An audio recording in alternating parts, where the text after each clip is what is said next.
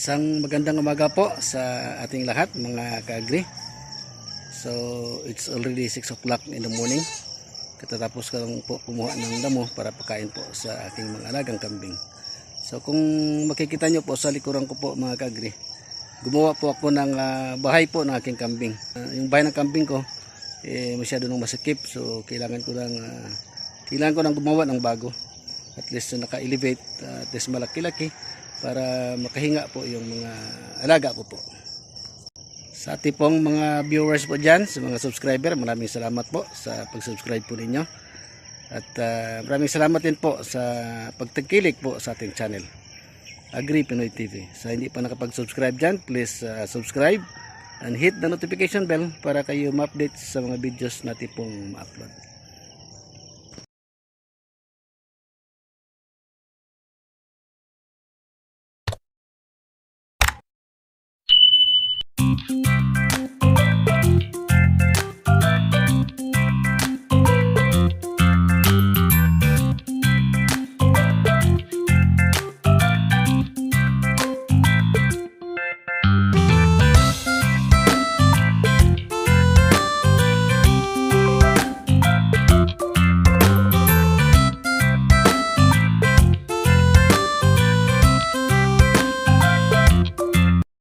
So kakukuha ko lang po ng damo mga ka-agri.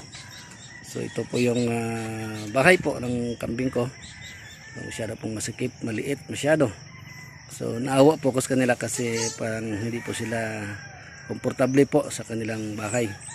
So kailangan ko na pong ilipat po sila sa malaking kamalig po. Okay, so ito po ang ginawa ko mga ka-agri. So bali ang laki po ng bahay po ng kambing ko po mga ka-agri is 8x16 po, 8x16 feet. Saka ang kanyang floor is 4 feet po, naka-elevate na 4 feet. So para at least hindi kami mahirapan sa pagkuha po ng mga dumi sa ilalim, so pwede pong pasukin kasi komportable kapag maglinis ka sa ganito kataas. At saka maganda rin sa ganito kataas, 4 feet. Ito talaga ang pinaka-standard na bahay ng isang kambing. So dapat naka-elevate na 4 feet para yung ammonia hindi nila maamoy.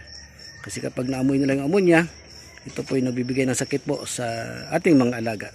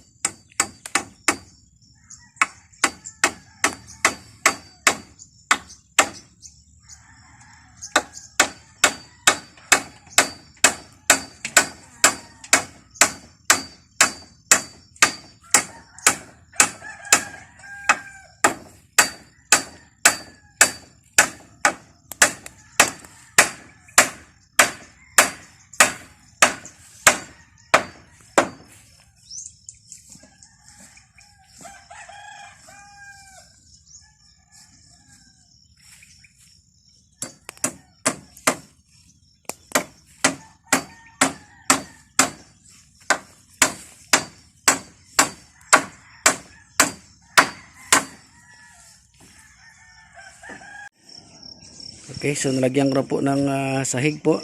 So 60% finish na po yung kanyang flooring. At saka ang kulang na lang is yung siding at saka yung truss niya po sa ibabaw.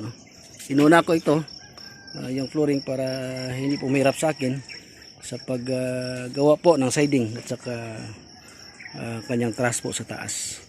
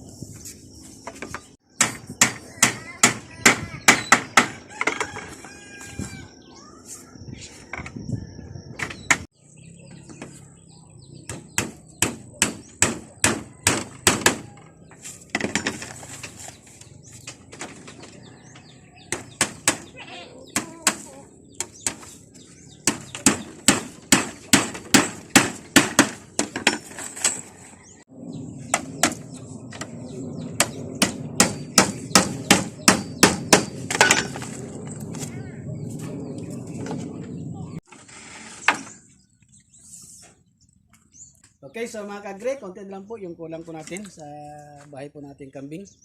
So atin pong alamin kung magkano lahat ang magagastos natin sa ganito kalaki na bahay ng kambing po. So wala mga 2 araw na lang po siguro, matatapos na po itong bahay na ito. Para mailipat na po yung mga aking mga alaga. Kaya tadi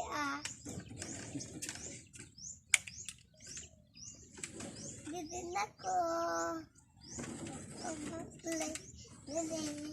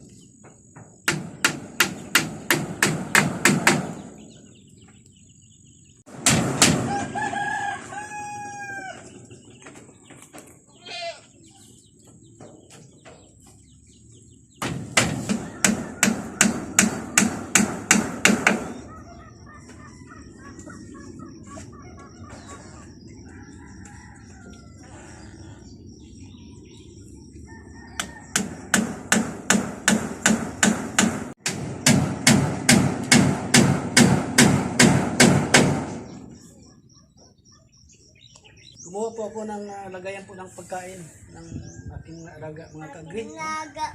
Damo. Para yung damo, dito ilagay. Gumawa ako ng pasungan. Okay. Okay. Saksa. Pa. Pa. Pa. Pa. Ito bisa dyan.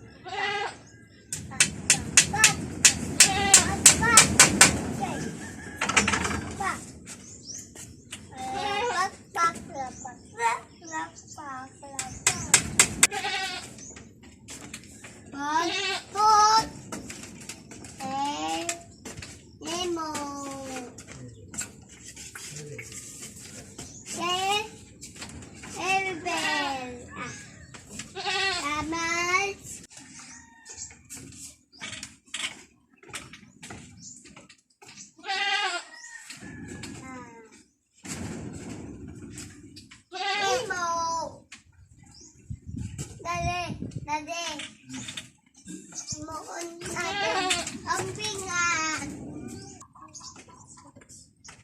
Okay, so natapos na po natin mga ka-agree yung bahay po ng ating kambing. So atin pong ilipat ngayon yung ating mga kambing po. No? Saka mayroon tayong nakaprepare na damo para ilagay dito para makakain sila. Right na oh, taas. Yay! Dali.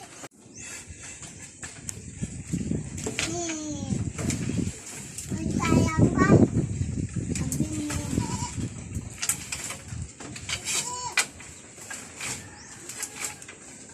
Kaya na dali oh.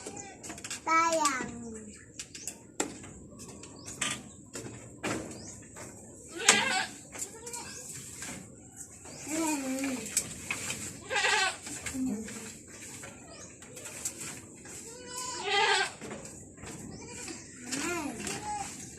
Yes! Wow, namun kambing lang.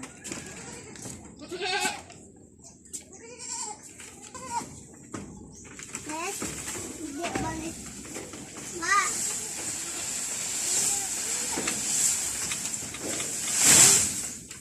Oy, oy. Wabe!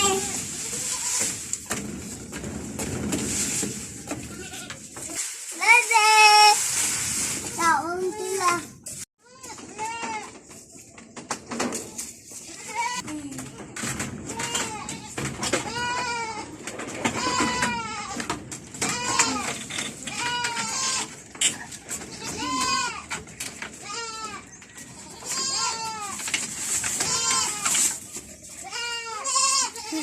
Taon niya.